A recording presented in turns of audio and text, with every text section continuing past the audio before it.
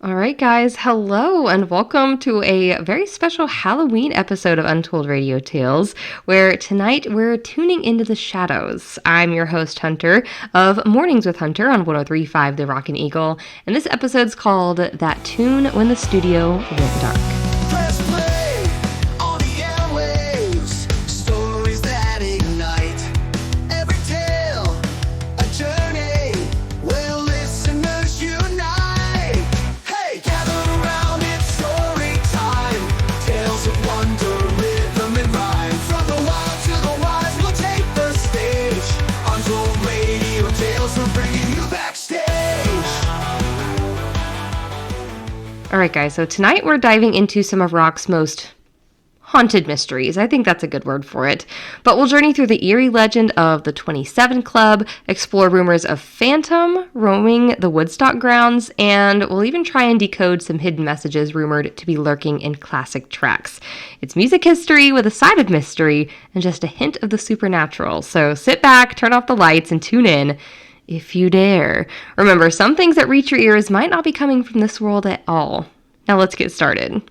Now, legends and mysteries have always woven their way into music, but tonight I thought I'd share something a little extra spooky. I asked AI. That's right. I asked AI to dive into the shadows and come up with some tales of its own. Stories of haunted studios, mysterious broadcasts, and eerie encounters that could only happen in the world of radio. So settle in as we venture into these tales crafted by the unknown. Literally. A glimpse into what might be lurking in the static. So here's the first story, and let's just say things are about to get a little strange. I'm going to tell you right now, I have not read these stories. I asked AI to create them for me, I saved them, and then I put them into a doc, and I have not looked at them. So this is not only your first time hearing them, but it's my first time hearing them too. So are you ready? I'm a little nervous, but let's do it. This first one is called Static in the Night.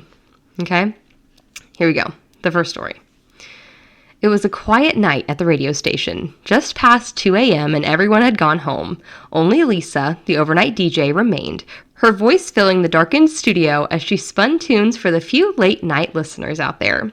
She loved the solitude of the night shift, the comforting hum of equipment, the way the sound filled the emptiness. But that night, something felt off. There was a faint crackling on the line, a persistent static that disrupted her show between songs. "Guess it's time for a station reboot," she mumbled. She reached for the controls but froze when she heard something in the static, a faint whisper, just for a second. The words were indistinct, but she was sure they were there. "Lisa." Her heart skipped. She shook her head, dismissing it as a trick of her tired mind, but the whisper came again, louder this time, and no one was mistaking it. "Lisa, help us." Lisa's hands went cold. She knew there was no one else in the station, just her, and whoever was on the other side of that eerie voice. She swallowed, hesitating, then reached for the microphone. Is someone there?" she asked, her voice trembling as she spoke into the dead air. The radio crackled, and this time the whisper was almost a wail. "We're trapped! Under the station! Help us!" Lisa's heart raced. Stories floated around about the station being built on top of an old shelter, buried and forgotten. She'd always dismissed them as nothing more than ghost stories. Until now. A final burst of static filled the room, louder and louder until it cut out altogether. And then silence. The clock blinked 3 a.m. The lines were dead. Whoa. That one's scary. I don't know how I would feel if I was talking and then all of a sudden the radio started talking back to me. I think I'd be done. Our old location for the station that I have a show on now, it was definitely haunted, but luckily I was never doing on-air stuff then. I was just running the board for ball games. It was still spooky, but I think I would be done if the radio started talking back. I don't know, you let me know what you think about that one. This next one, I have 3 total stories, by the way. This next one's called The Last Dedication. Oh, great. This one's about a guy named Mark, and if you know me, you know one of my coworkers' name is Mark, so I'll have to share this one with him if it's a good one. But this one's called The Last Dedication.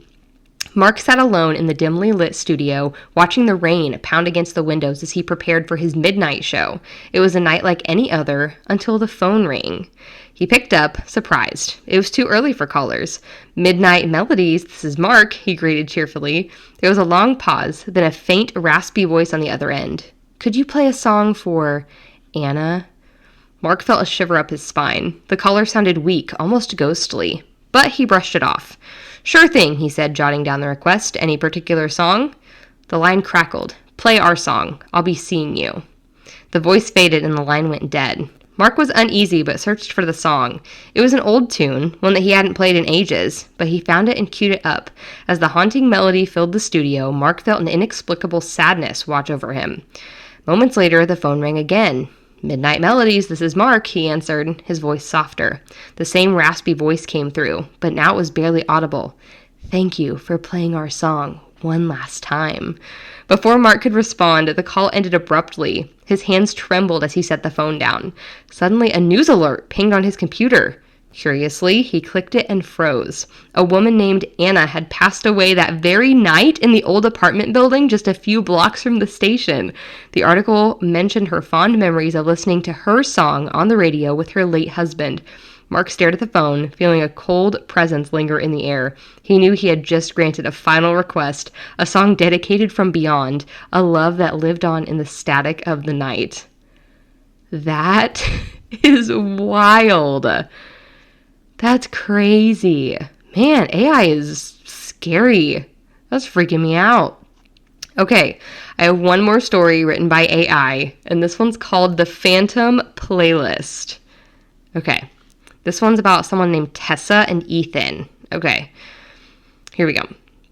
Tessa loved the late shift at the radio station. Okay, pause. These are all about the late night shift at the station. That's funny. But okay. Tessa loved the late shift at the radio station. The world was quiet, and she was alone in the booth, free to play her favorite songs and talk to her loyal night owls. But one night, a strange message appeared on her computer screen, a song request. The request simply read, "Play Where Did You Sleep Last Night" for Ethan. There was no name, no number, just the request. So Tessa shrugged and found the song in the system. She announced it on air, mentioning that it was dedicated to Ethan. The eerie, haunting tune filled the empty station, sending chills up her spine. As the song faded, she noticed another request had come through, identical to the first. "Play Where Did You Sleep Last Night" for Ethan. Confused, she checked the request log, but there was no trace of anyone sending it. Shrugging it off as a glitch, she let the next track play. Then the phone rang. "Tessa's midnight show," she answered. The voice on the other end was faint, barely a whisper. "Please, play it again. He needs to hear it." A chill settled over her. "Who is this?" she asked, but the line went dead. She sat there, heart racing, and decided to play the song one more time. As it played, Tessa watched the clock, waiting for the haunting melody to end. But as the song wound down, it seemed to stretch, as if refusing to finish. Then a deep, broken voice came through her headphones, quiet but unmistakable. "I'm still waiting in the cold." Terrified, Tessa yanked her headphones off, looking around the empty studio. Her screen flickered, and she saw one last message. "Thank you. It's time to rest now." The request never came through again, but to this day, Tessa swears that she hears a faint echo of that chilling voice every time she plays a song after midnight. Whoa. That is insane. Man, I'm lucky that my text line isn't haunted. I think, I think I'd be done. I think I'd be done if something like that happened. So that's a segment there. That was fun. We might try that again sometime where we have AI write some other radio stories, but I thought that'd be cool for our Halloween episode. Okay, so this next segment is pretty cool. I'm pretty excited about it. You hear about rock myths and conspiracy theories all the time, especially in like most recent times with like true crime and those kinds of things springing up and becoming more popular. You hear about conspiracy theories and this kind of stuff all the time. So I have 3 different conspiracies and radio/music myths to talk about you with today. And we're going to start off with the infamous 27 Club. So we're going to dive into one of rock and roll's eeriest mysteries, the infamous 27 Club. This so-called club isn't exactly something that artists aspire to join, and it's actually a grim pattern in music history. And it's a phenomenon where many legendary musicians, all at the peak of their careers, have died at the young age of 27. Now, I want you to think of names like Jimi Hendrix, Janis Joplin, Jim Morrison. They all met their end at the age of 27. Yeah, look it up. I promise. I'm not lying. And years later, Kurt Cobain and Amy Winehouse joined that same list. But why 27? They all died at the age of 27, and that's where things get eerie. Some fans believe that these artists' lives were somehow cursed or even bound by fate. And after all, these were musicians who changed the course of music history, yet their lives burned out so fast and tragically. And it's almost as if they were too bright for this world. I don't know, leaving behind a haunting legacy that still lingers on. Others chalk it up to, their lifestyle choices, rock stars living on the edge with pressures that all came too soon, too fast. But it still doesn't explain why 27 keeps coming up as a common number, because they all died at the age of 27. Even after all these years, it's still a mystery. And, in the world of astrology, there was at some point something called the Saturn return, which is a period that occurs around the age of 27. That's when the planet Saturn returns to the same place in the sky as when you were born. And supposedly, this phase brings intense personal transformation. And for some, that pressure can definitely be overwhelming. But no matter what the cause is, the 27 Club has left us with a haunting legacy for sure. And maybe, just maybe, it serves as a reminder to the sacrifices that were made for art and the toll it can take. So, the next time that you listen to Purple Haze or Piece of My Heart, remember, these weren't just songs, but they were pieces of the artist's souls frozen in time long after they left this world. When I first heard about the 27 Club, I was kind of like, yeah, okay, whatever. But it's so true. There are so many artists that died at the age of 27. It's insane. And if you look it up, there's a list of artists that are a part of this 27 Club. So what do you chalk it up to? Do you think it's astrology? Do you think it's just fate? I don't know. It's an interesting one to think of for sure. Okay, we had to take a quick break there. My cats have decided that if they are not in this room with me, the world is going to end. So if you hear them in the background, I am so sorry. But they were meowing ridiculously loud outside the door. So again, if you hear them, I'm so sorry. But they decided it was going to be the end of the world if they were not in here with me. So my apologies. So now we're going to take a trip back to August of 1969 to a farm in Bethel, New York, where 500,000 people gathered for what would become the most iconic music festival of all time. That's right, Woodstock. But beyond the peace, love, and rock and roll, some believe that Woodstock actually had a visitor that wasn't exactly from this world. And the story goes that many festival goers reported seeing a strange older man wandering the grounds, dressed in tattered clothes and often clutching an acoustic guitar. He really seemed out of place, even among the wild, free spirits of Woodstock, and some claimed that he would suddenly appear beside them, mumbling about keeping the spirit alive or asking about performers who weren't even on the bill. And what's eerie is that no matter how many people saw him, no one even remembers exactly where he came from, or even when he left. He'd show up near the stage or be found strumming away on a hill, only to vanish without a trace. Yeah, some say he was a wandering soul who had come to Woodstock to experience the energy of the music, while others claim he was just a lost musician who never got his chance to perform. But here's where it gets even stranger. There's one photo, just one, from the festival that shows an eerie figure in the background looking out at the stage. Now, he doesn't match any known attendees, and his face is very oddly blurred, even though the rest of the shot is clear. Festival goers who saw the photo decades later swore that it was him, the phantom that they had seen walking the grounds. And to this day, the mystery of the Woodstock Phantom lingers. Was he simply a festival legend, or a trick of the mind fueled by the haze of the 60s? Or was there truly a lost soul who found a way to join the greatest gathering of music and spirit? If only from the other side. That's crazy. I mean, there's a picture, and I don't know, they say that it's him, but then again, some people are like, it was the 60s, man, and you were on all kinds of stuff. So, I mean, it could just be, a hallucination or whatever. But I don't know. That's really interesting. I have one more theory for you, where we're going to dive into one of the spookiest concepts of all in rock music, and that's backmasking, which is, if you don't know what backmasking is, it's a technique that has led to countless rumors of hidden messages that are concealed in our favorite tracks.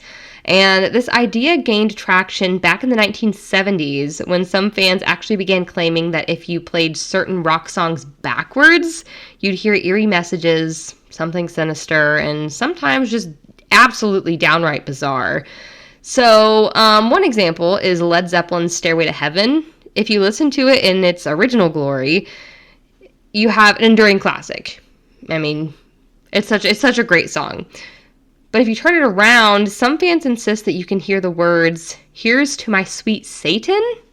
Yeah, I know, absolutely insane. And this rumor has sparked debates and even lawsuits over the years, with some staunch believers convinced that the band was dabbling in a cult. That's right. They thought that Led Zeppelin was a cult. Oh boy. But Zeppelin isn't the only target of this backmasking phenomenon. The Beatles' Revolution 9 has been dissected for its hidden phrases, and Pink Floyd's Another Brick in the Wall allegedly contains secret messages that can only be revealed when played in reverse. Even Queen's Another One Bites the Dust has been scrutinized, with some listeners claiming that if you flip it backwards, you can hear a suggestion to decide to smoke marijuana. Like, what? And now these claims are definitely interesting, to say the least. These bands themselves often refute any intentionality behind these so-called messages, and they argue that it's just the brain's natural tendency to find patterns, or a phenomenon known as, I don't even want to try and say this word, but it's pareidolia? Pareidolia. But anyway, our minds are wired to recognize familiar shapes and sounds even when they're not even there. Yeah, even when they're not even there. Just made up. However, it is impossible to ignore the allure of these theories because they create a sense of mystery and intrigue behind the music that we love. And it's as if the artist left behind a secret code, challenging the bold and the curious to uncover what's lurking beneath the surface of their tracks. So the next time that you're jamming to Stairway to Heaven or Another One Bites the Dust, remember that you might just be tapping into someone's beyond the ordinary. Who knows what secrets those notes may hold, waiting to be revealed by those brave enough to play them in reverse. Very interesting. That's my last conspiracy. Out of these three, do you believe any of them? Do you think any of them are even remotely true? Or do you think that they're all just theories and they're just silly little things that people have started? I don't know. I've heard so much of the backmasking thing, and sometimes I actually hear it.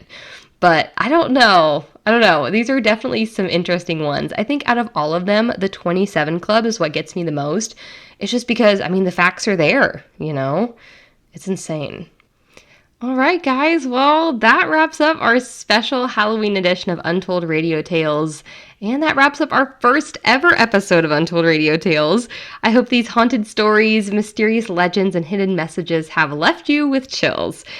Because whether you believe in ghosts or just love a good scare, one thing's for sure. There's something about music that reaches beyond what we can see into places unknown.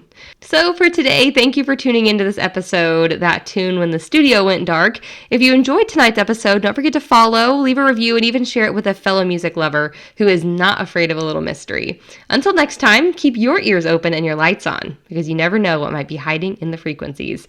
Happy Halloween! We'll see you next time on Untold Radio Tales. Be sure to be following our social medias. That's on TikTok and Instagram at Mornings with Hunter for updates. You can also find this episode on YouTube. Eventually, we will have video versions of this podcast where you can see my shining face every time. But again, we hope you enjoyed this episode. Like I always say on my morning show, don't forget to be a good person, do great things, and have an amazing rest of your day. And until next time, bye! Play on the airwaves, so Epic tale, a journey where listeners unite. Hey, gather round, it's story time.